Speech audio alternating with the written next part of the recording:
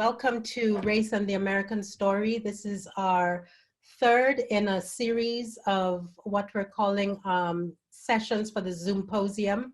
And we're calling it a Zoomposium because we had previously planned to have a symposium, face-to-face symposium in Memphis in March. And that symposium would have had students from almost identical classes coming from the University of Massachusetts, where I teach, Arizona State University, where my colleague and co-director Adam Seagrave teaches, and then our former colleagues who still teach at the University of Missouri. We all teach a class called Race and the American Story. And so we were planning on bringing all our students to a symposium at the National Civil Rights Museum in March. And this would have been our second annual symposium, where we wanted our students to really meet and talk about some of the iconic texts, speeches, poetry, essays that have shaped the discussion of race in American history. And we had plans on going throughout Memphis and meeting with some new colleagues, among them Charles Hughes, who is with us this afternoon. But because we had to pivot as a result of the virus, we have decided to have these sessions on Zoomposium. So we actually started a couple weeks ago with a wonderful session on Thomas Jefferson. And our guests were Annette Gordon-Reed and Peter Onuf, who have written extensively of Thomas Jefferson. And so our discussion there was trying to understand how to think about Thomas Jefferson in the context of race in America. Our next session was just yesterday, actually, which was wonderful. We did race and sports, race and American sports, and we were joined by Aram Gudzuzian, another colleague we hoped to meet in Memphis, and our old colleague, Scott Brooks, who is at Arizona State University. And so we had a robust conversation. We wished that we could have gone further, but we'll continue these conversations online and elsewhere. And then, and today we're having this one on American music. Our next one will be, I believe, next Friday, and that will be race and the COVID crisis. And we put that together very quickly, and have some wonderful scholars who will join us on that. There's so much to talk about with this crisis and what it's revealing of some of the issues around race. Not a surprise at all, but still, we wanted to have that conversation. And then lastly, on Tuesday, April 28th, I believe, we will have our last session on the Buckley, James Baldwin debate on race. So again, we will have a wonderful speaker at that point. Let me give you a quick background of what we'll be doing this afternoon, why we're doing this, and then we'll get straight into the conversation on music. I used to teach at the University of Missouri, and we had a major shift at the University of Missouri in 2015 when some of our wonderful students really asked the administration to think about what race meant and racism meant on the campus and throughout the state of Missouri. I'll let you Google it and look at all the drama that ensued. But suffice to say that there were some really wonderful things that came out as a result of that. Myself, a number of colleagues, decided to create a program for all incoming students called Citizenship at Mizzou. It was a 2-hour program which was mandatory for all incoming students to help them think about what our expectations are of students coming into onto the campus. We expected them to come in understanding that they would be dealing with difficult conversations, that they were going to be dealing with ideas about citizenship, and the idea that racism was not allowed on our campus. And so I decided, I'm an ethnomusicologist, and so I decided to work with a group of students create this program, knowing that music is often the way in, right? That music is a wonderful conduit for really having some conversations about history, about race, about identity.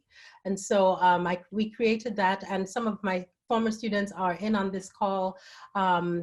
And I wanted to show you, because we're talking about music, I thought, well, what better way to introduce this than to actually play a little clip of one of our very first sessions at Citizenship at Mizzou. And so my students are cringing a little bit because it was our first session. The audio is not perfect, but bear with us. What we did was we chose some really iconic songs that we thought would help our incoming students think about race, think about identity, think about American history. This is in an auditorium full of hundreds of young freshmen. And so I'm going to share my screen and play a little tiny piece of one of the songs. I chose students who I knew were wonderful musicians, but also they were committed to the campus and to the climate and to social justice. So you'll see what we did in this tiny clip. The audio is not perfect, but again, it was one of our first sessions, and the video is a little choppy, but you'll get the picture.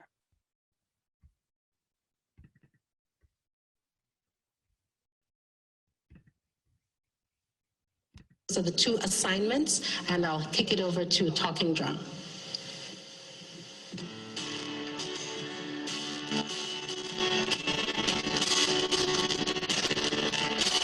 How many roads must a man walk down before you call him a man? And how many seas must a white dove sail before she sleeps in the sand? And how many times must the cannonballs fly before they're forever banned? The answer, my friend, is blowing in the wind. The answer is blowing in the wind.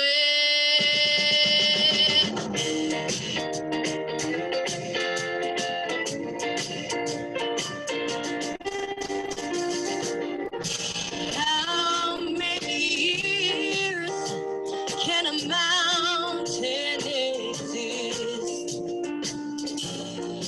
For it is washed to the sea. Yeah. How many years can a man exist before he's allowed to be free? How many times can a man turn his head and pretend that he just doesn't see? Oh yeah, you know the answer, my friend, is blowing in the wind. The answer is blowing in the wind. So the two assignments. All right, so I'm gonna stop sharing. So I hope everybody heard that wonderful rendition of Bob Dylan's Blowing in the Wind. And what we did was we played it the way Bob Dylan did it, and then we switched and did it the way Stevie Wonder did. And we asked our students, our freshmen, to think about what does that mean when when we have the rendition that is country folk music versus the way Stevie Wonder did it, which has a more soul gospel feel.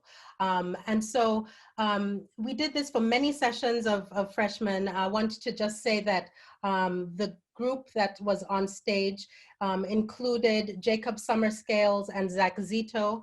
Summerscales is on drums and Zach is on guitar. Both of them are part of a wonderful collective called Loose Loose. You can follow them on Instagram, Loose Loose Music, which is a fusion of American music.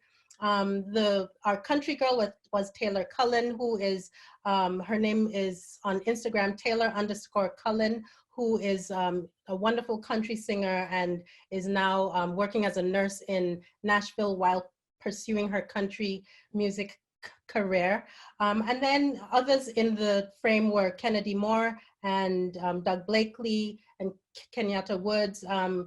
Kennedy is a singer and she is doing grad school in St. Louis. Wonderful singer. Doug was on keyboards and is also in grad school. So I wanted to give them a little shout out, and please follow Loose Loose Music and Taylor Cullen if you can. So as a result of this session, these sessions, Adam Seagrave approached me and said, 2 hours for this program is wonderful. It's better than an online training session, but it's not enough to really get into the historical trajectory that has brought us to this point in discussions of race. And so he and I developed a 1-credit course called Race and the American Story. And we collaborated with our colleagues like April Langley, who's in on this call, Rudy Hernandez joined us later on. And I see Sarah Beth Kitch is with us as well. She currently is a colleague at Mizzou who's teaching this. So that's how we created this. And when Adam and I left Mizzou, we both decided that we would continue doing it, and we would continue bringing our students into these conversations.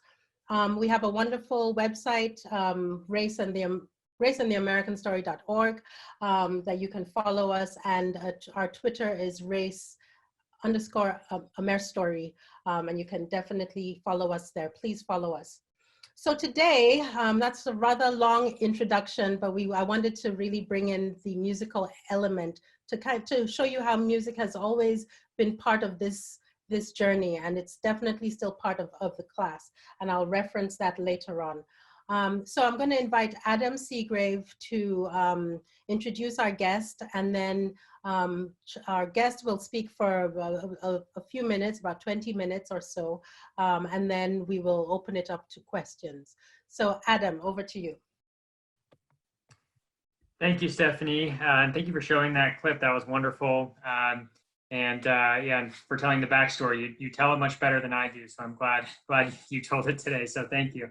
So yeah, I'm delighted to be here. Really honored to introduce our guest, Dr. Charles Hughes. As Stephanie said, we were hoping to meet him in person and have him join us in person in Memphis. We'll have to wait until hopefully next year to do that. But for now, we're delighted he's able to join us here. So Dr. Hughes is the director of the Lynne and Henry Turley Memphis Center at Rhodes College. He received his PhD in U.S. history from the University of Wisconsin-Madison in 2012, and previously served as the Turley Memphis Center's Andrew W. Mellon Postdoctoral Fellow. His acclaimed first book, Country Soul: Making Music and Making Race in the American South, was named one of the best music books of 2015 by Rolling Stone. Also one of the best books of the year by No Depression, one of Paste Magazine's best nonfiction books of the year, and also one of Slate's overlooked books of 2015. He said something in a podcast interview that I wanted to highlight as it struck me as I was reading it recently. He said about country music, the music is always at its best when the past and future are in conversation, both in terms of the sound and the people who make it.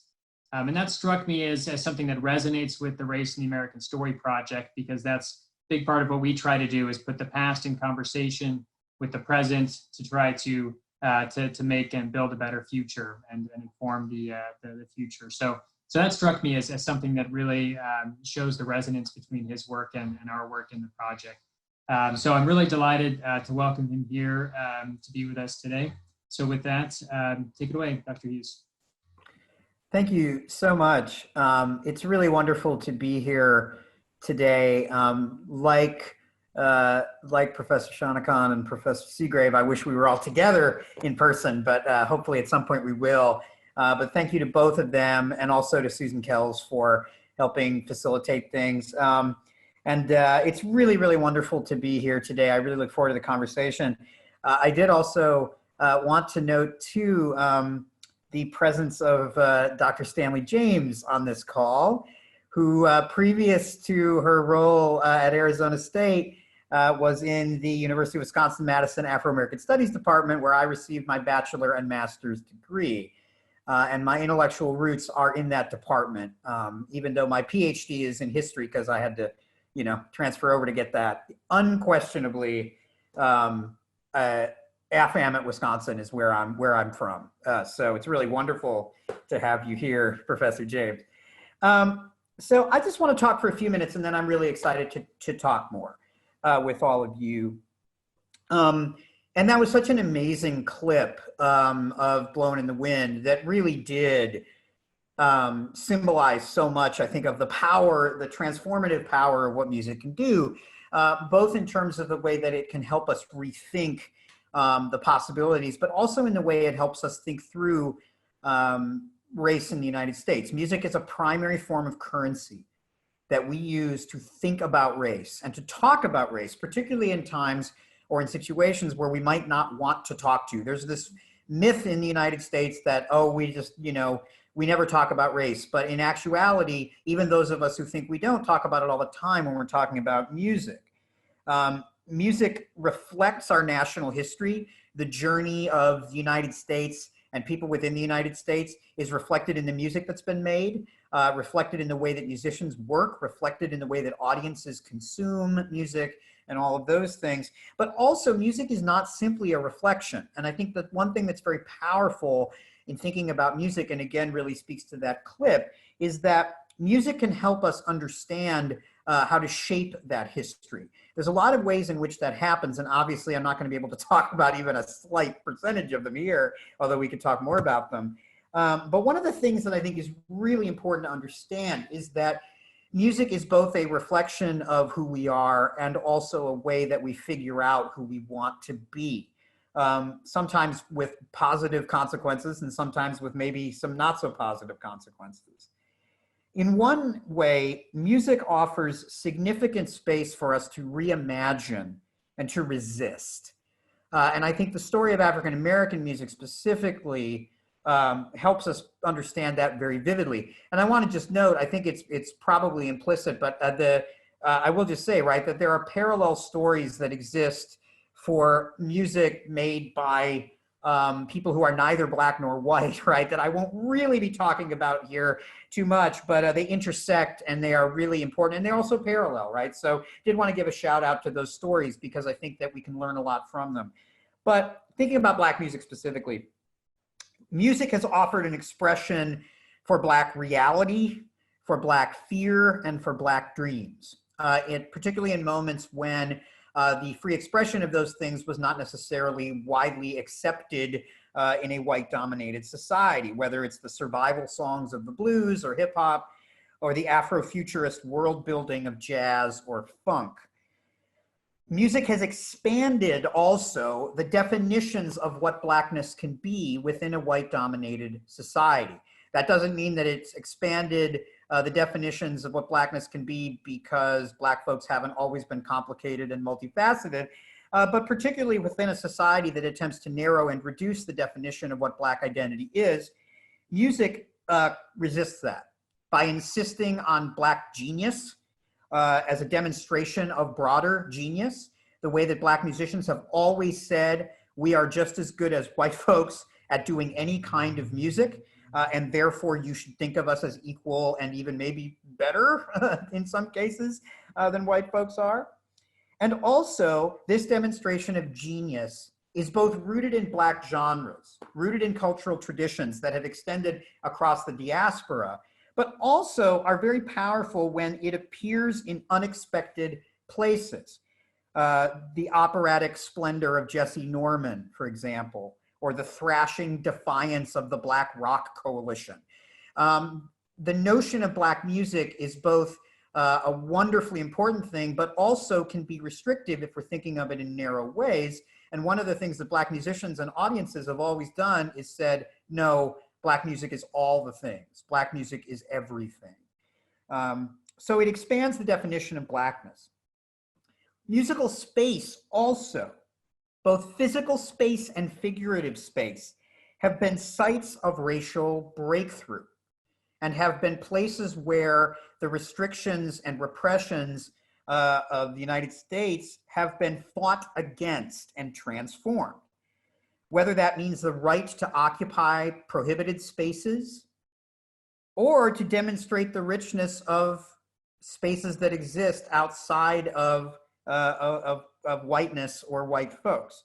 So on the one hand, you have, for example, the powerful way in which, say, rock and roll music of the late 1950s helped to push forward broader racial integration, in which white and black fans and musicians insisted through the music that integration was not only a good thing, but was going to happen, whether or not segregationists wanted it to. But on the other hand, you also have the fact that whether it's the gospel church or discos and house music scenes or other spaces where Black folks, quite frankly, demonstrate that white folks don't need to be there in the first place for it to be valuable. And music provides spaces of sanctuary, spaces of rich intra-community vibrance. So it's both those things. Also, Black political organizations, from the NAACP to the Black Panther Party to SNCC to Black Lives Matter, way back in the day, the early sort of post-emancipation creation with Black political organizations, all of them have consistently talked about music as being a necessary battleground, both as a way to celebrate Blackness, but also as a way to organize around the issues of ownership, the issues of legitimacy, and the issues of cultural and economic control. As Janet Jackson would suggest, the pursuit of control, right, being such a valuable and contested thing. And it's really incredible. I mean, if you go back and look, and there are several people on this call who can attest to this, there are many Black political organizations in the recording era that tried to start record labels or tried to kind of partner with record companies because they recognized the power of the music. And in addition, the musicians and those who engage with the music in some way or another have been a crucial part of African-American intellectual history as well. This is something I always like to stress when I'm talking with students, that it's not just that the musicians and music fans provide us with new ways of understanding the world, new ways of thinking about, you know, remix as a intellectual discourse, or improvisation, or call and response, or the other the characteristics of Black music as outlined by Amiri Baraka and all those things. But also the music has always been in call and response with writers and other artists and activists as a way to understand the stakes of living in the United States and also how best to survive. Whether it's Zora Neale Hurston in Dialogue with the Blues, whether it's the Black arts movement calling back and forth with soul or jazz, all the way up to the present day. So in many ways, we can understand music from the sound of it to the way it enters into the world as being a crucial part of thinking through our own experiences, and specifically in thinking about African-American music, the way in which both the possibility and the nightmare of living in the United States can be articulated.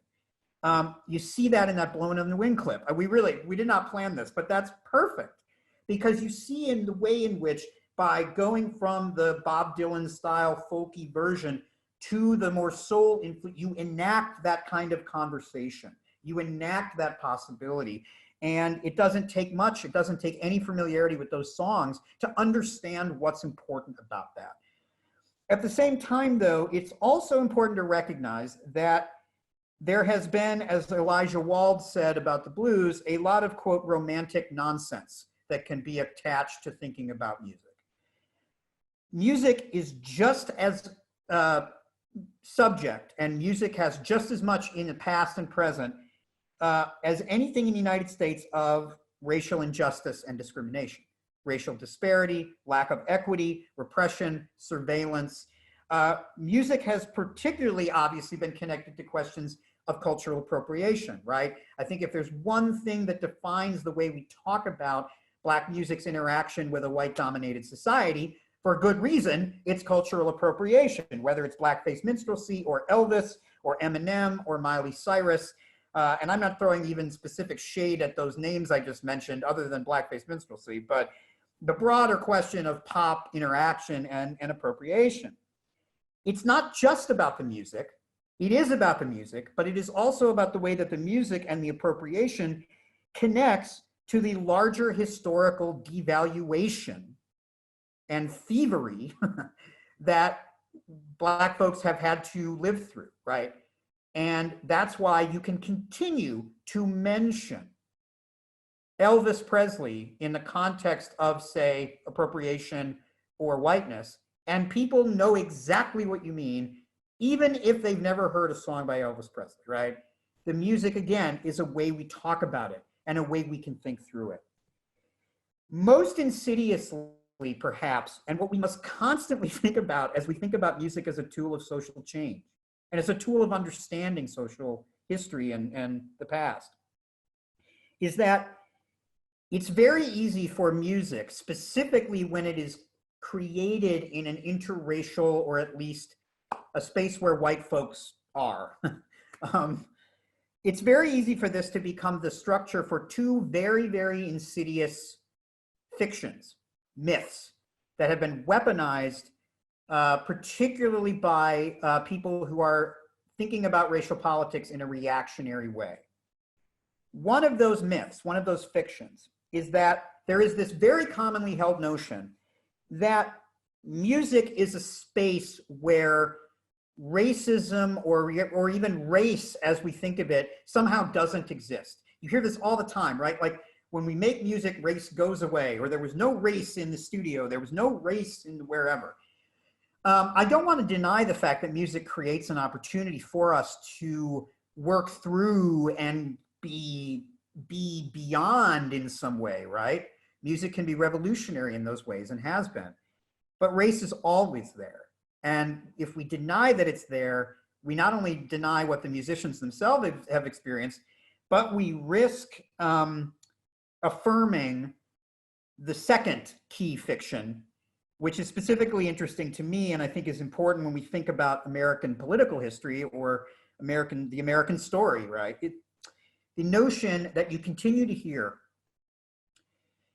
that somehow there is this suggestion that if white folks hear Black music or white folks collaborate with Black musicians, that must somehow mean inherently that racial progress is taking place.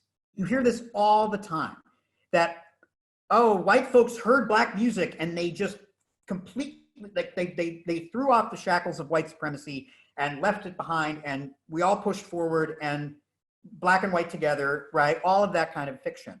It's a fiction not because that doesn't happen, not because music can't have that ability, but white folks have always wanted to hear Black music. The United States is structured by the white desire to listen to Black folks. One of the first music critics in the United States was Thomas Jefferson, who wrote about the way in which enslaved people made music that had that natural rhythm, all of those stereotypical narratives that we continue to hear. Jefferson's talking about this in Notes on the State of Virginia. And I don't think that we would suggest that Thomas Jefferson is therefore liberated from his own racial shit, if I can be frank. So it's very important that we don't kind of fall into that, especially because the music itself and the musicians and the listeners tell us a much more complicated, but also much more richer story. So to talk for just a couple minutes about my own kind of work, the book that I wrote and the story that I've been the most specifically interested in is the story of the 1960s and 70s, in which Black and white musicians occupied integrated studios throughout the American South and created two genres that we often think of as being very opposed: soul music and country music. And I talk about the way that this happened, right? How was it that soul music and country music are created in Memphis, Nashville, and Muscle Shoals among interracial groups, integrated groups of musicians at the very moment that they become so identified in the political and international consciousness with different racial and political identities. Soul music being the assertive celebration of Blackness, the soundtrack of the civil rights and Black Power movements, the work of Aretha Franklin or James Brown or any number of other artists being very explicitly called the music of, or at least the pop music of the revolution, while country music becomes very justifiably thought of as the music of white backlash, or at least white refusal of that progress. I talk about that paradox both as a way to try to understand what the musicians actually did, but also how their stories have been told. What I found was that an incredible thing happened, right? That in the midst of racial turmoil, in the midst of significant resistance on a lot of levels, integrated groups of musicians did produce a lot of incredible music and reshaped the way that the international soundtrack played out. They did so often in direct defiance of segregation law, of the culture of segregation, or even sometimes of their own better judgment, but they did it. So I didn't want to sort of toss out the transformative power of this music, but I also wanted to think about the ways that these spaces were not utopian. They were not a place where race didn't exist. Because when we think about these spaces as race, as being free of race, we reduce and erase the stories of the Black musicians in particular themselves, who talked about the way that they did not have a perfect experience, that their white colleagues experienced much greater opportunity than they did, that for the most part things were okay in the studios during the sessions, but not always, and those moments of racial conflict and of sometimes things like slurs and other things being used have been erased from the narrative. And more broadly, the way that the accomplishment of Black musicians, whether they're soul musicians or the many Black musicians who helped create what we now know of as modern country music, were erased or minimized through this mythic fictional idea of the, quote, colorblind studios, and the way in which that narrative has come to define the story of the music, as it has also come to define a very common and, again, a very troubling rhetoric of race. If one of the American stories that gets told, and that we are all hopefully pushing against, is that we have somehow reached the point where race isn't an issue anymore, the music has somehow, this particular music has been used as a sort of point of evidence for that. So that by the 80s and into the 90s, somehow soul music, there's no clearer marker of Black assertion and Black genius and Blackness than soul music. Somehow Southern soul music in particular had been turned into this demonstration of supposedly how everybody used to get along, but now we don't. Soul music gets positioned against hip hop by white conservatives, but also plenty of sort of moderate liberal type people. Soul music gets implicitly written as being this safe, nice space that we all used to occupy against the younger generation of African Americans. Much in the same way that Frantz Fanon noticed how European colonialists hated the music of the people they were colonizing until that music got to be an older generation's music. And then all of a sudden they wanted people to play it so that the young generation wouldn't play their music anymore. Same thing has happened in the way we think about soul music and country music specifically. Now, when I wrote the book, I wrote it at the end of the tail end of the Obama era. And already by then, through Black Lives Matter assertion, but also through Tea Party reaction, it was pretty clear that the whole notion of us being post-racial was false, right? But I was still writing in the context of that being the sort of dominant storyline of American racial politics. And now, though, 5 years later, I think it is actually nearly impossible to even pretend that we are in a post-racial society. For both good and ill, I think that that mask is fully off. If I wrote the book now, I would probably have a different sort of presentation of the way that music can be transformative, but also the way that we must continue to resist that simplified narrative. And I would also have 5 years worth of, surprisingly, and not by anything I tried to do or intended, the story specifically of Black country music becoming a dominant pop cultural zeitgeist narrative. And that's one of the reasons it's so wonderful to have Dr. Shanak on here, because her own work on this topic is so wonderful, and y'all should definitely check it out. And I hope that she comes into the conversation as well about this. But certainly last year, with the arrival of Lil Nas X and Old Town Road, this story came quite literally to the center of American popular culture. There's a lot that I could talk about with Lil Nas X, and I did talk a lot about Lil Nas X. But Old Town Road becomes the biggest hit in the history of the Billboard charts. Old Town Road dominates last summer. Lil Nas X becomes a major star in many ways because he both disrupted and also embraced the way in which music tells us who we are. The fact that his song gets kicked off the country charts, and when that gets reported out, people immediately understand what that means. And all of a sudden, it gets taken up as a cause, not because there was any particular love for Old Town Road at that point, but because people, particularly Black folks, understood exactly what was going on here, where musical genre was once again becoming a way to police not only music, but also our sense of identity. Lil Nas X was also trying to embrace and speak to a longer history of country music being a space where Black folk and brown folk have had tremendous influence, but where white folks have almost uniformly been the ones who've reaped the most benefits.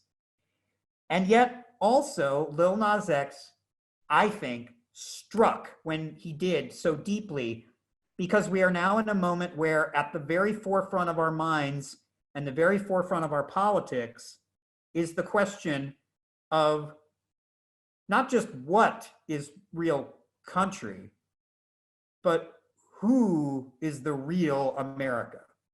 And in this politics of the last few years, where implicitly or even explicitly, there is a notion that we must build up the boundaries around the real America, and we can't let anybody in, and we must police our borders, and we must be careful about all these things, this wonderful, joyous defiance of that by a young queer Black man with a hip hop name and a song that blends everything together in a wonderful Gen Z fashion, challenged, directly shattered. And not only that, but he puts it out on TikTok and SoundCloud and YouTube and basically says, okay, all the ways the record industry have been used to police race, all the way that you have set up gates to keep people like me out, I know they're there. I recognize why they should go away, but I don't care because I don't need them. I think he, like so many musicians before him, is a wonderful disruptor and demonstrates kind of what the future might look like if we are smart enough to follow his call, right? Now, he didn't accomplish everything, right? Like as a historian, you know, you should never think that there's ever going to be a moment of singular breakthrough. It takes a lot more than that. And certainly there are ways in which this specific story reflects the continuing limitations. I'm very, very aware, for example, that even as there has become a bigger space for Black music and Black musicians and artists in country music, there continues to be an almost complete lack of Black women who have been able to achieve significant country success. That doesn't mean that Black women aren't making country music. A ton of Black women are making country music. But just as there is a broader lack of women in general of any race in contemporary country on the radio and other places, as Jada Watson and others have pointed out, Black women making country music like Mickey Guyton or Rhiannon Giddens or any number of other Black women are having great careers and making great music, but are still very much finding that their intersectionality is causing them a difficult time. And they're pushing back against it because that's what the musicians do. And that's what we can do if we pay attention. We have to listen, as Mark Anthony Neal would say, to what the music said. And as we think about the way in which we use music as a way to understand freedom and opportunity, this is a way historically that this has always happened. Music is a way to insist that we have a better understanding of the past. It is also a way to reimagine what's possible in the present and the future. And in US history, Black music has consistently done this. It has served this purpose at every turn, even as Black musicians and audience members have reckoned with the same injustices that have characterized other aspects of the American experience. To do that requires that we think about the music as being a potential force for reimagining our world while acknowledging exactly what that world is like in the first place. The music is constantly telling us this at every turn in every era of what Amiri Baraka would call the changing same.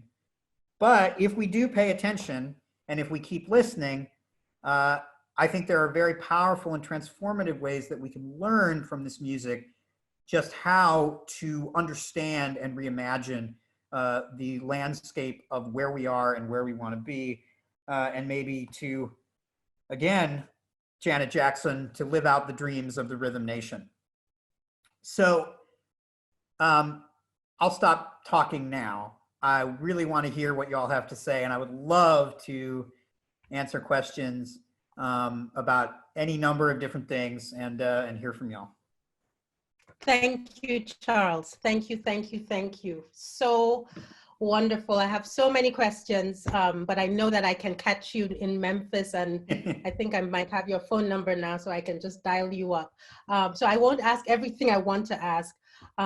You've so wonderfully captured the essence of why we think music is such an important part of this conversation. You know, we could have done race and religion and politics and all kinds of things, but music really brings it all together. We can talk about race and religion through the lens of race and music. You mentioned Aretha Franklin and some of these other folks. I'm thrilled this afternoon also to say that our Zoomposium is now global, because my brother, who is in England, is on the call, and he, I'm bringing him up because he introduced me to Robert Palmer's I Didn't Mean to Turn You On, and it wasn't until this year that I realized that Robert Palmer actually covered Cheryl's song. Right. And so, you know, the rippling effects of how whiteness then comes to sort of overpower Black music and Black musicians, I think is reflected even in that fact that he and I have loved that song for many, many years. Right. Richard, am I correct? And I didn't know that Robert Palmer was not the originator of that song. I want to hear his voice. I'm being selfish. So Richard, just say yay or nay or something. Yes, thank you, Steph. Yeah, a very strong yay to that, Y-A-W.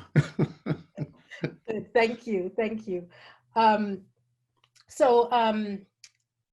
also want to mention that another loved one on this call is my colleague, Jim Smethurst, his new book on Amiri Baraka, who you just mentioned, Charles, is just out. It's still, the ink is still wet, and the name of that book is Brick City Vanguard.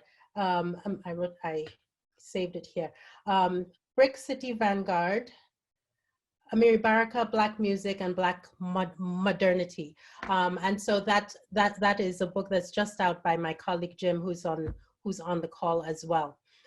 So let me just start with a quick question, and then I know that I have colleagues who have 1,000 questions as well.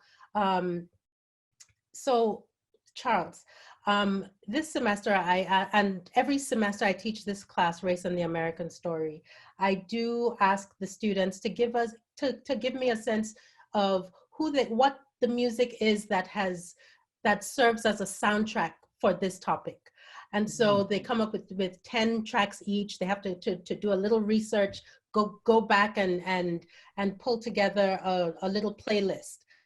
And so we collate this playlist, and I have to let you know that some of the songs that are regularly chosen are songs like, of course, Strange Fruit by Billie Holiday or Nina Simone, either of those renditions, Tupac's Changes, Kendrick Lamar's song DNA, that was mentioned several times, Childish Gambino's This Is America, Jay-Z's Story of OJ, Mississippi Goddamn by Nina Simone, Sam Cooke's Change Is Gonna Come, and J. Cole's Be Free. So it's a rich combination of artists across generations.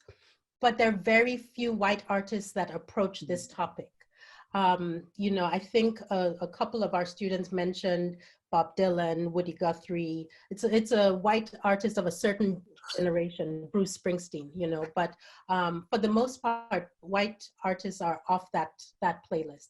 So can you speak a little bit about why it is that in terms of dealing with race in the music, right? Dealing with it as a significant topic in the music, a subject, white artists don't seem to take it on. Wow, that is an excellent question. And that assignment sounds amazing. You know, I think one reason is that it's you know, it's the white privilege thing of we don't have to, right? Like white people don't have to think about this if we don't want to. And because whiteness is normalized. So I think there's an assumption that, you know, yeah, I think that's one thing. And I think also it's about kind of what music is being widely disseminated. I think that while white artists always have more opportunity to talk about topics than artists of color do in terms of a mainstream exposure, I think it is something that, you know, people mostly fear is going to be controversial or is going to, you know, not make money back or whatever.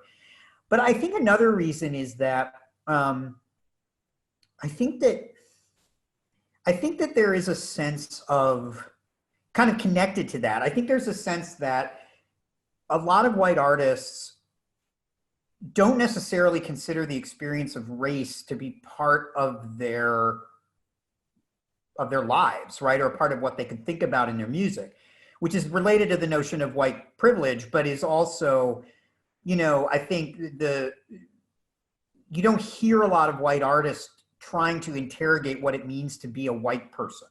Mm-hmm.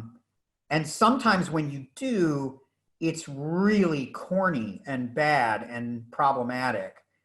I hate to kind of dump on Brad Paisley's Accidental Racist. Which is about 5 years old now. And I don't even know if it's still a thing, but it was a thing when that came out. Thing. Yeah. And, you know, Brad Paisley is this country artist, I think a really good artist and a smart, trying to do the right things. He had this, he recorded a duet with LL Cool J called Accidental Racist, which was this really terrible. I mean, it was like 6 minutes long. It sounded terrible. It was bad. But it was this attempt to sort of like have a conversation about race, about what it meant. And it was just filled with false equivocations and it's bad.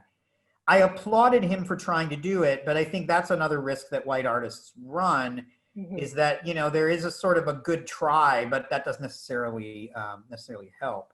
Yeah. And oh yeah, I see Jada Watson, who is here, and everybody needs to go read Jada Watson's work. Go find her stuff if you want to learn why country music is the way it is right now. Mentions Luke Bryan's song, Most People Are Good, and a lot of country songs that are trying to do this sort of both sides, everybody's okay kind of thing. I do think that some of the artists that are most interesting in talking, I think a lot of artists, white artists who talk about race and talk about whiteness, I think they do so most successfully when they say, like, I'm going to try to figure out the white shit, right? Like, what does it mean to be white in America? What does it mean for me to be white in America? And you can go back to someone like Joe South from the 60s and 70s. who had some real success as a songwriter, but I actually think wrote really interesting and recorded really interesting songs about trying to think through what it meant to be a white person who was not a segregationist, who was in support of the movement, but was trying to understand his own place within that. I think more recently, there's this band, the Drive-By Truckers, which I feel so cliche as a Southern historian to be bringing up the Drive-By Truckers because I feel like they always come up. Yeah. But they're a Southern band that is really, really smart about race and about what it means to be white in the South in the United States. And I'm trying to think of others, but I think more generally it's because we don't have to. Like, we don't have to talk about race. We don't have to, because we're not going to be like, we can kind of assume that our experience is everybody's experience. And so we don't have to, but I think, I'm going to keep thinking about that. I'm sure I'll think of like 3 or 4 really, really great examples of artists who do it. I also, one more thing, and then I will stop because I know other people want to talk. Another thing that I think is interesting is that there are white artists who engage with race through the sound, not necessarily through the lyric, in a way that I think sometimes is really ham-fisted, but sometimes is really brilliant. I'm thinking about Bubba Sparks, who actually, I think in the early 2000s, really understood what white country hip hop from the white side could be as a way to interrogate the South, right? In some really smart ways. I think Fiona Apple, I've got her on my mind because of the new album that just came out. She's never really talking about race, but the way she's trying to use sounds, I think, is very powerful in sort of decentering identity. And then the other person I thought of from back in the day is Laura Nyro, who does some really incredible work to kind of engage with R&B and doo-wop and works with LaBelle and does all this stuff. I see somebody mentioned Eminem. Eminem absolutely does it, at least when he's like, sometimes I think Eminem is really sharp and sometimes I think he's just completely. Hi, sweetie. But Eminem had this song called White America back in 2002. I remember that too. Yeah, I mean, that's his best moment, I think, in many ways, because he was saying, and that's the thing I think that like Elvis never did, that Elvis, I think, understood the weird space he was in. And I think he understood that he had been heralded as the king of rock and roll when he didn't really deserve it. He was constantly talking about his Black influences. If you go back and look at what Elvis is saying, he's always talking about Black musicians he loves. I mean, he kept the money. I don't want to overstate it. Let's be real. He didn't give the money back, but he was, I think, trying to at least alter the conversation by bringing up Sister Rosetta Tharpe, by bringing up Fats Domino, by bringing up folks like, right? But he never did what Eminem, I think, tried to do, which is say, all right, I'm the white savior of this music. What does that mean? Like, why does that bother white America as all, So anyway. And someone has just said also with Macklemore's white privilege, which I think is another good attempt. Okay, so I'm going to control myself and leave it open. So as I said, folks, if you could raise your hands on that side panel, I'll go in and call on you. Please put your hands up. If any of my students are in the building, you all had some great questions that you were thinking about for Charles as well. So I may just start calling on you. Is Lex in the building? Is Lex in? Not sure if Alexis. Oh, yes. Okay, Lex, you want to ask your question? You had a really great question about Black music genres, or the genres that get called Black music. Go ahead, Lex. Yeah, I kind of had a question about the integration of class and race when talking about music that's coded as like Black music versus a song that may have like the Black aesthetic. And my example was French, what is his name? Vanilla Ice. Vanilla Ice. Yes. French Vanilla Ice. I'm thinking about coffee. He talked about how, like, although as a white person, rap is not something that he could claim, he grew up in a neighborhood in Texas that was mixed with African Americans, white Americans, Mexican Americans. And I think similar to Eminem, the idea of like struggling and adding that into the music got conflated with who gets to participate in Black music and what that means and what are the repercussions for the audiences, as well as the people who are actually owning like the physical records and the disparities in that. So that was it's a loaded question, but that's what I was thinking about. Yeah, I mean, I think, there's a lot there. I think that there is something important to be said about, like the ways in which class can shape racial experiences is very real. And I think we hear that in the music.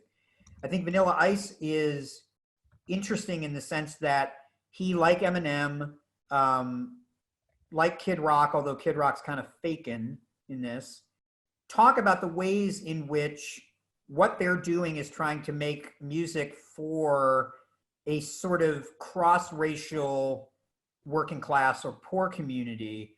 And it is related to the proximity, right?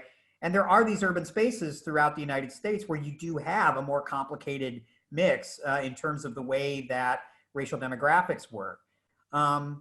But I think it's really tricky because if your goal is, as a white person or a white musician, to incorporate the sound that you grew up with, like you should do that in a way that is also recognizing the fact that we live in a country where the history of white people doing Black music is defined by white people making more money and getting more credit for it. And I don't think that means that Vanilla Ice shouldn't have been a rapper. Maybe other reasons why Vanilla Ice shouldn't have been a rapper. But like Eminem is great, right? Eminem's a really talented MC. I'm not saying he shouldn't have been a rapper. There's no reason why Elvis shouldn't have made the music he made, etc. But when you live within a context where these dynamics are going to happen, I think it sometimes becomes a convenient excuse for white musicians to say like, oh, well, this is what I grew up around, right? Or this is what we all heard.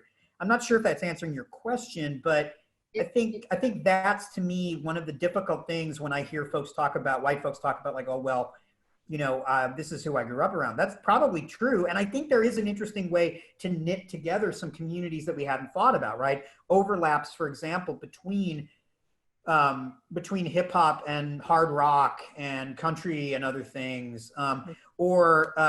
I'm thinking of the work of my friend, the historian Tawana Steptoe, who writes about Houston and who was very, very early on talking about the way Beyonce was blending Black and brown influences, particularly, but also with country together, and the way that reflected Houston, right? So it absolutely can happen, and it can be really transformative, but it's tricky, I think, because it's not an equal playing field, right? Black artists grew up around white music too, but have had historically much less opportunity to do white genres. Yeah, I think going off of your mention of Beyonce, one of my favorite artists, Solange, she had an album come out a few years ago, and she featured like Black cowboys and paid tribute to like the Native American communities. And I think that oftentimes, like, when I speak to other people of color, like I can off the bat like tell you what Black music is and what the Black aesthetic is, but I think it also does a disservice because certain genres are coded as Black, which is what Maya and Dr. Shonikin and I have also discussed in our previous classes, and it's like where do you draw the line? Like, should there be a works cited page when people are remaking songs? Like, I think sometimes it would be helpful because I feel like music is a form of storytelling and in its most authentic form, but it's also a collaborative space because like work songs are also related to like the rhythm of certain beats and drums. You know what I mean? Like they have ancestral ties, but they also were recreated in a different space of oppression. So it's, yeah, that. Absolutely. And absolutely, that's, yes.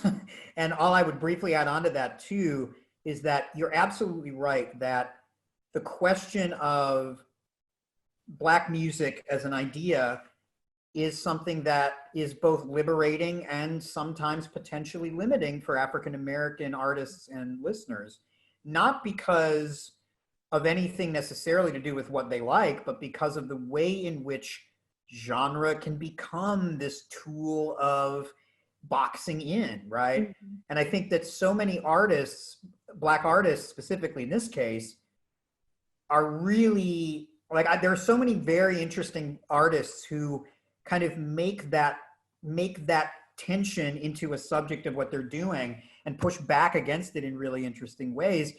And to say, in a sense, like, you think that you think you know who I am because you think you know what Black music is. Well, I'm a Black musician and I'm going to do this now, and I'm going to do it in a way that, you know, surprises and shocks, and in the case of white identified genres, does it better than you, right?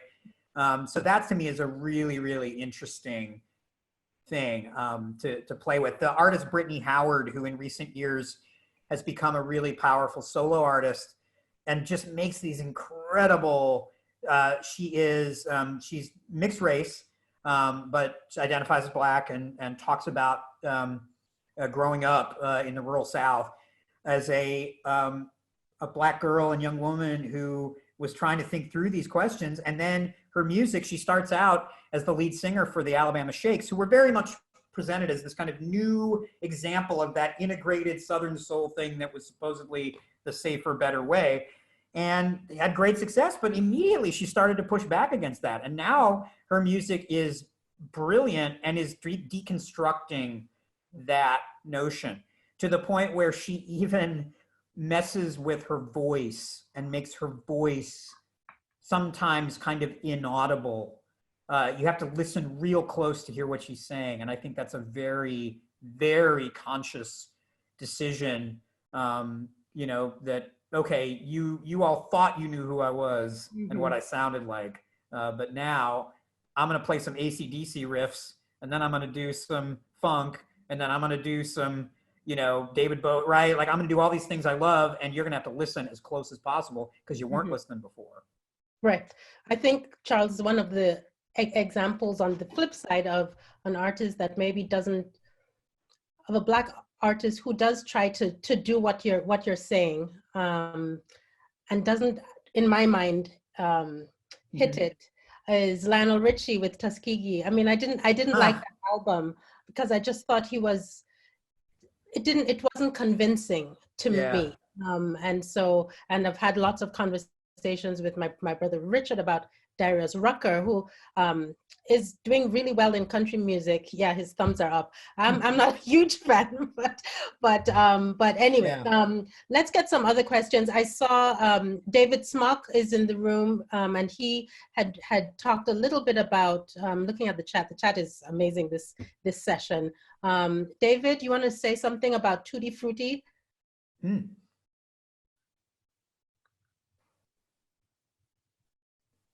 Can't hear you, David. There we go. Good. Just kind of like, as I said in the chat, kind of one of the, and to me, it's always been such a sad example of what white appropriation, and in the early days of rock and roll and popular music, kind of what the appropriation did to the, like I said, the potency and the power of the original version.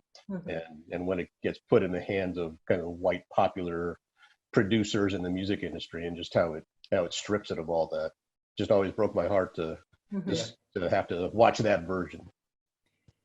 Yeah, and the covering of you know, and this is the way in which white artists were covering African American R&B and rock and roll songs, right, in a way to try to make them safer, but also make them more palatable to white audiences, is absolutely a demonstration of what can happen. And I think the thing that I find so interesting about that period is that, you know, the fear that rock and roll music created among moral authorities and segregationists and people who were opposed to the sexual revolution and anti-communists and all these folks, the idea of one of the responses to that was entirely musical, which was, let's take the song, literally take it, and put it out with Pat Boone doing Tutti Frutti. He also does Long Tall Sally, which is even, to me, even worse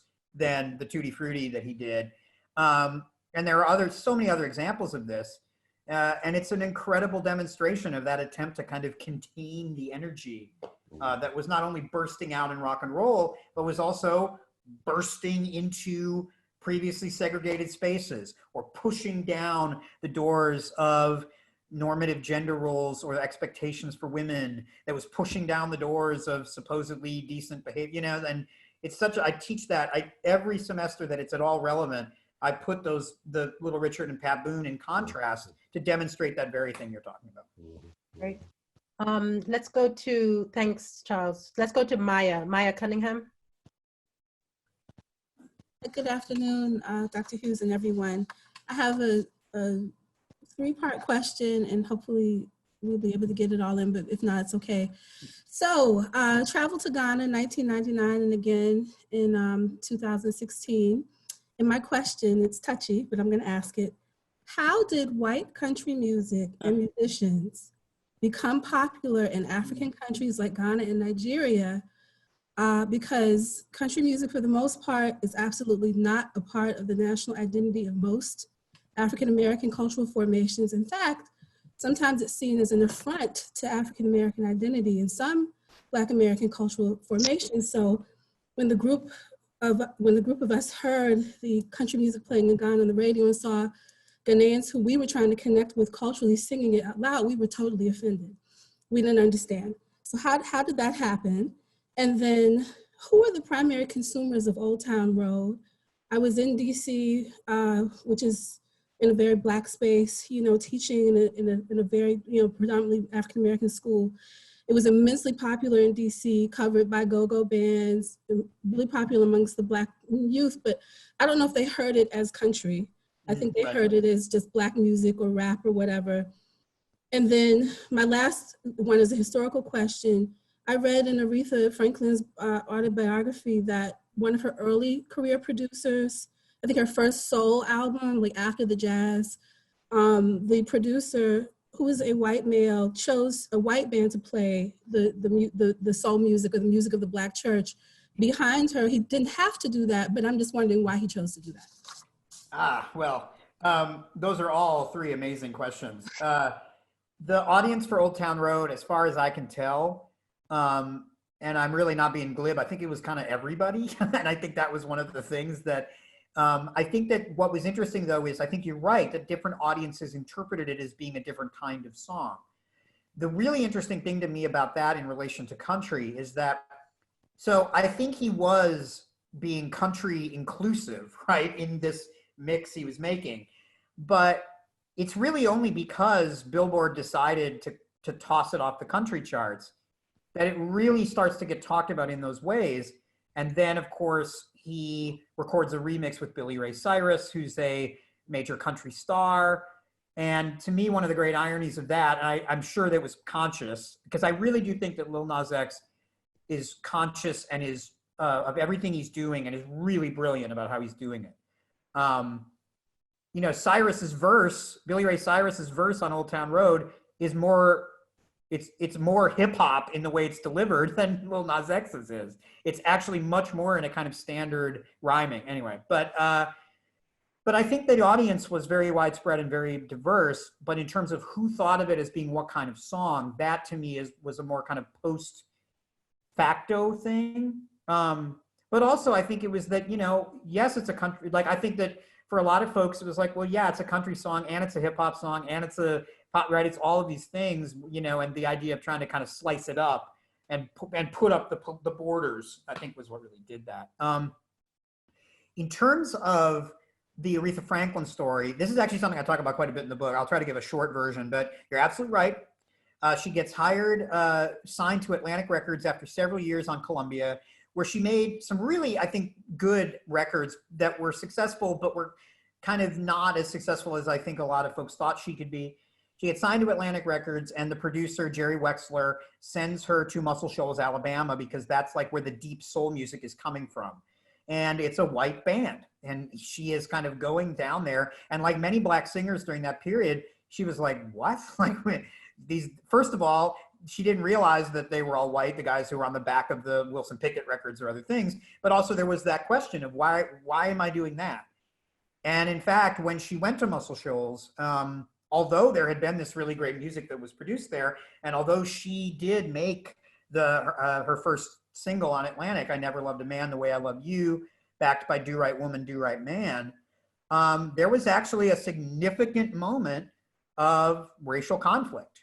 And it was also gendered in the way that it took place, where the band was there, but they had hired a white horn player who wasn't a regular, and he started joking around with Aretha Franklin's then husband and manager, Ted White, who's African-American. And all of a sudden the joking turned into racial slurs, turned into perhaps some comments about Aretha. Nobody exactly, you can't really get a straight version of what happened, but something bad happened. And the studio's producer, not Wexler, but the guy in Muscle Shoals, got into it, and Franklin and Ted White ended up leaving and basically being like, no, we're never doing this again. And they recorded the rest of her Atlantic stuff with mostly white Southern musicians still, but in New York, and also with King Curtis, the great saxophone player, King Curtis, who's African-American, and also a trio of Black women as backing singers, including Carolyn Franklin, one of Aretha's sisters. And I tell that story in the book because on the one hand, this story could demonstrate the possibilities of these integrated, right? But also the way in which this took place, Franklin's, I think, well-deserved skepticism about how it was going to work, unfortunately got proven right. So it's interesting there. That was the same band, by the way, that a couple of years later was invited to Senegal on a state visit as a demonstration of Black American Afrocentric art. And they had to sort of sheepishly write to Senghor and say, actually, we're white, but we'd still love to come. Wow. But I always find that kind of story interesting as a bit of irony about that. But in terms of country music on the African continent, that's a really interesting story. And I don't know as much about the history as I should or as others have talked about. I think the one thing I would say, and then I'm happy to turn it over to Dr. Shanakan or others who may know more about this. The one thing I think that's interesting about it is that while I do think it's very odd in a sense, I think it is also a demonstration of the fact that the listening tastes of Black folks, like any folks, is often much wider than the sort of most limited expectations of what they will be. And that has been used as a function, that notion that Black folks don't listen to as much different stuff as white people has historically been used as a tool of white supremacy. It's been reappropriated by Black folks who've leveraged it and said, okay, you think Black folks make music this certain way. Well, then we're gonna make that music and promote ourselves because therefore we must be better at it than y'all. There's a great story that has been recently told in a book by David Gilbert about James Reese Europe, the band leader in New York, and the way in which he and this crew of Black musicians in New York said, all right, you think Black music is the way to go because you like it better than anything else. Great. Well, why would you hire white people dressed up as Black people when you could hire Black people? Because we play Black music better than white people could. So leveraging blackface minstrelsy and leveraging the notion of Black music, essential Black music, for their own purposes. So I don't want to say that Black music isn't a really important liberatory thing that African Americans have thought to have control over because white folks keep trying to steal it. That is absolutely the case. But it is interesting to think about the way that when that definition of what that can be gets limited, that in a sense is related to the sort of natural essentialist stereotypes that have long been attached to folks of African descent. And it goes back to, I forgot the name of the person who asked the question before about Vanilla Ice. It goes back to that tension that Black artists have to negotiate, and Black listeners. So, but I will shut up about the African country story in case other folks know, because it's fascinating. Like Jim Reeves and really kind of Yes, I mean, I grew up in country. That's it. It's not even the most authentic country, right? It's the not. It's a certain Nashville sound, I think. So Jim Reeves, Don Williams, Kenny Rogers, they were all huge in Nigeria when we were growing up, and I've never really heard a response that to this question about why were they so big, and the fact is that our tastes were very diverse, right? That we were listening to funk and rock and roll, and we could also listen to country and Western, and why not? You know, we were colonized, right. So we were introduced to, and my name is Stephanie, and my brother's name is Richard. So we were folks with different backgrounds that were very, very expansive. And so I really love the way you answered that. Let's turn. And I just to throw one other thing in too, like, you know, white folks like nothing better than when we can pretend that Black folks are one particular thing and a stable that we understand, right? That if we love when we can kind of put Black folks in this stable space, because then therefore we have asserted again some sort of supremacy. Yeah. Mm-hmm. Right. Yvonne. Hi everyone. Thanks for this really great conversation. This isn't my question, but it just came up as a thought about like Black artists doing folk music. We just did a webcast with Layla McCalla, and there's been conversations about Rhiannon Giddens and, you know, all of these musicians. Tracy Chapman comes to mind, that, you know, a lot of Black people, when she came out, it's like, what is she playing? Right. You know, so I feel like, you know, that's another topic. But the reason I wanted to ask a question about Black women as background singers, because I watched the documentary 20 Feet from Stardom, and we're having this conversation about how, you know, white musicians may not adopt race or put race in their music, but they'll have Black background singers. So I just wanted you to talk a little bit about that. Absolutely. That's a great documentary. If you haven't seen it, you definitely should check it out.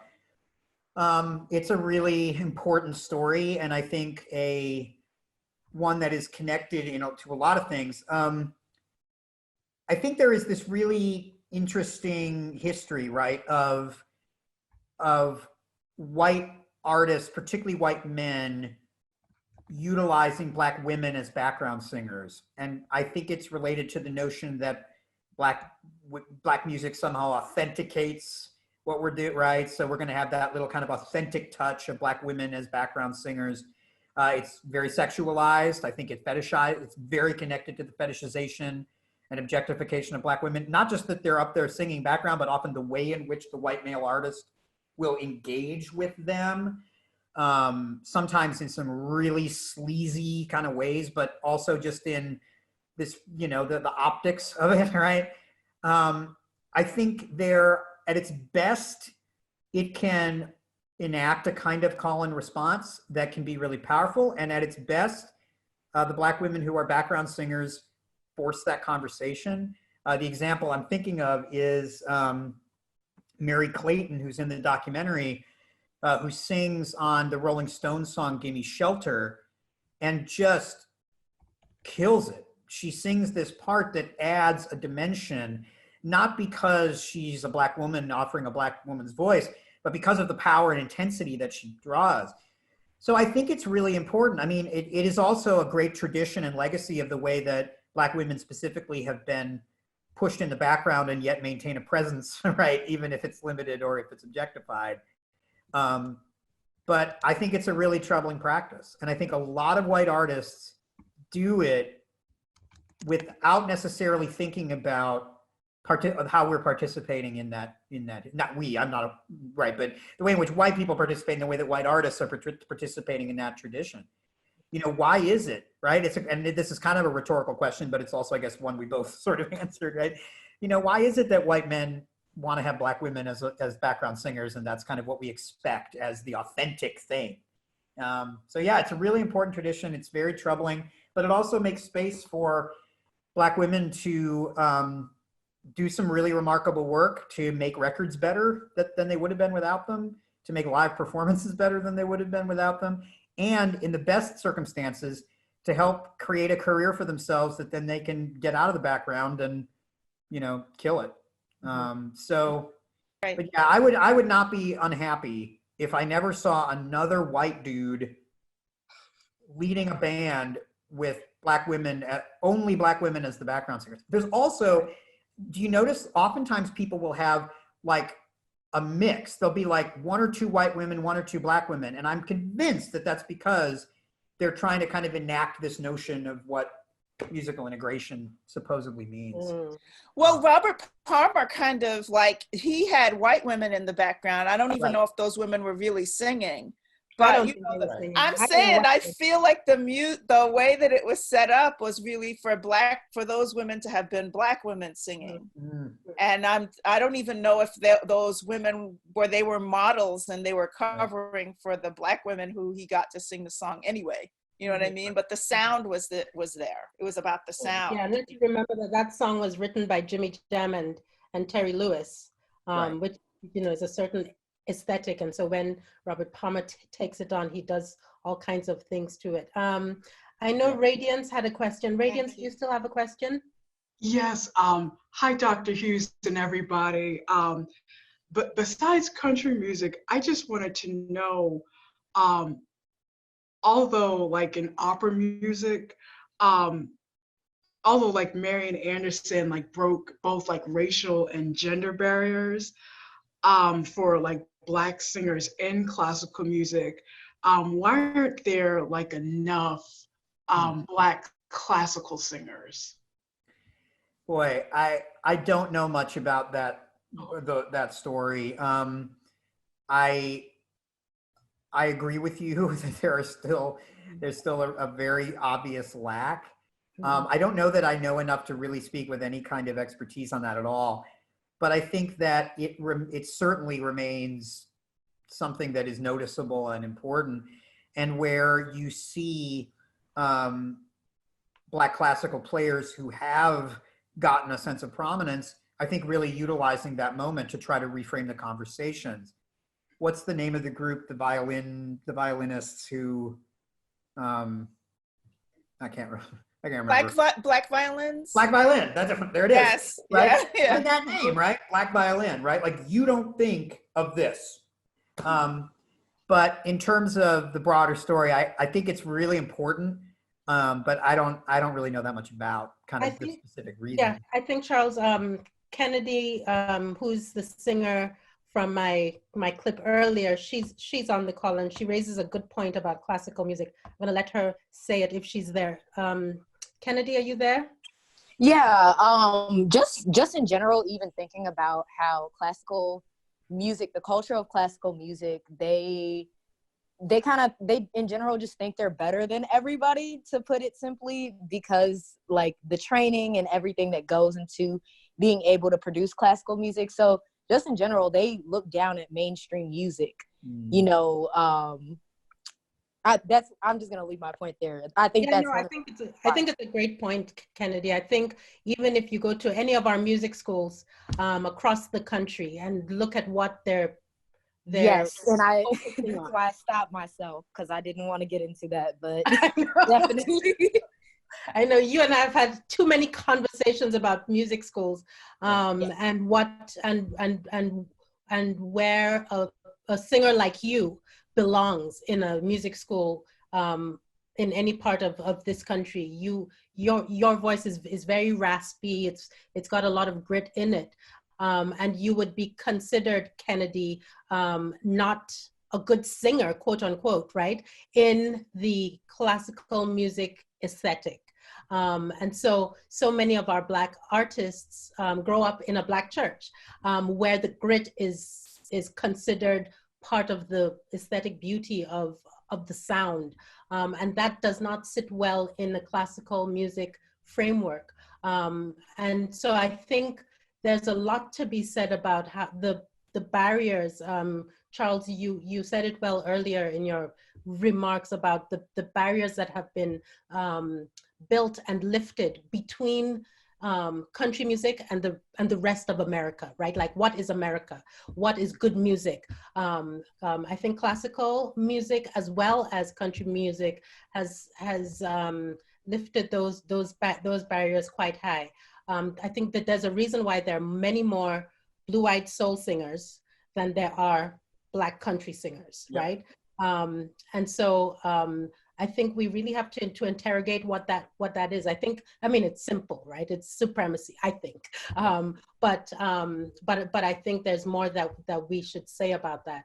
All right. Any other questions, comments, Richard?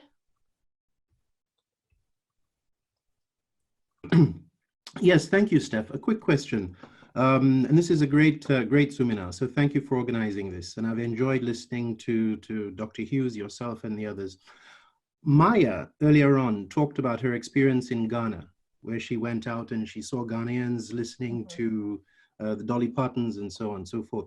My question for anyone is this. Why don't you think we see more influence on this side of from this side of the pond? In Africa particularly, why don't we see more influence, African influence, in be it the white genre or Black genre in the United States? I look often for these. I think of a song, for instance, like Lamont Dozier. I can't remember which year it was now. Lamont Dozier's "Going Back to My Roots," you know, which is one of my favorites, one of my all-time favorites. And he sings in English. There is Yoruba brought into it, and it's a great song. And I wonder why we don't see more of that, because African music is so wonderfully rich. We have, you know, from Cape to Cairo. So I'll just leave that there. And that's great. Thanks, Rich. Charles? Yeah, absolutely. And it's interesting. I think there have been moments where the influence has been stronger in the past. I mean, certainly the influence of Fela Kuti and Miriam Makeba and the kind of Afro-pop era and which I don't think coincidentally coincided with Black Power and with Afrocentrism and with decolonization, right? And this kind of diasporic Blackness sort of celebration of Black arts. In terms of, I think, in terms of influence on white genre, that is rather interesting. I think that, I mean, I would love to hear African influences in country music, although I almost hesitate to say it, because given that the history of country music is finding a way to have Black music without Black people, finding a way to incorporate the blues and gospel and jazz and soul and R&B and hip hop, the notion of then, you know, Nashville appropriating West African music, I mean, there'd probably be some really interesting sound, and it would make sense, right? Given this. But I don't know, that's a really, I'm sure it has to do some with the way in which our music economies work now, but that's a really interesting question. A lot to do with power and hegemony. Maya, did you have your hand up? This will probably be one of our last comments. I just wanted to offer some thoughts about that, towards that question. I noticed that particularly in 1960s jazz, musicians like Max Roach came into deep conversation with, oh Lord, he's a Nigerian musician. His name, I can't remember it, but he's on his Freedom Now suite, you know, recording. Olatunji. Olatunji. I mean, so I think that there was always an interest, particularly in the 1970s. I think it's just about getting access and information. You know, there were the African musicians who came, the South African folks in exile who worked with Quincy Jones to connote the sound or the presence of Africa in like soundtracks like Roots. I mean, it did happen.